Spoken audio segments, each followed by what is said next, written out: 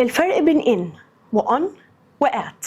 من أكتر حروف الجر اللي بتلخبط في الإنجليش هما إن وأن وآت. النهاردة هنعرف مع بعض بشكل سريع كده إمتى نستخدمه. إن بنستخدمها في الأماكن المقفولة أو المساحات الكبيرة اللي ليها حدود، زي العربيات، زي الأوض، زي الدول. I'm in the car. أنا جوه العربية. وهنا استعملنا إن عشان أنا جوه العربية اللي ليها حدود. He lives in Egypt. هو عايش في مصر. وهنا استعملنا إن عشان مساحة مصر كبيرة وليها حدود. She is studying in her room.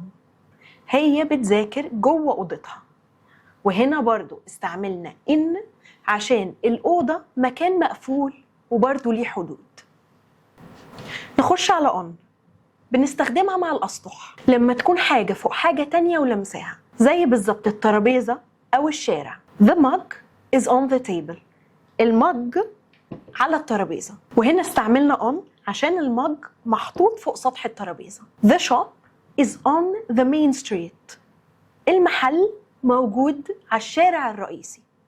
وهنا استعملنا on علشان الشارع بيتعامل معاملة السطح اللي المحل عليه. Be careful.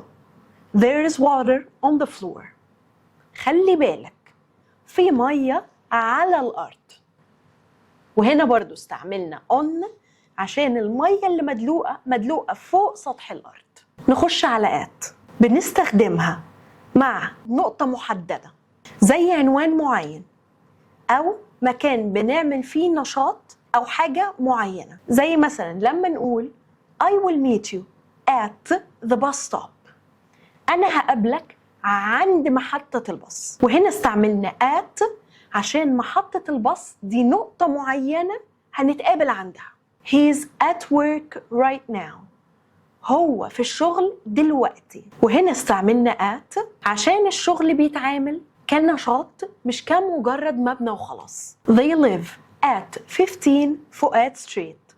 هم عايشين في 15 شارع فؤاد. وهنا استعملنا at عشان ده عنوان محدد. This is Premier English by سارة، ودول كانوا أشهر 3 حروف جر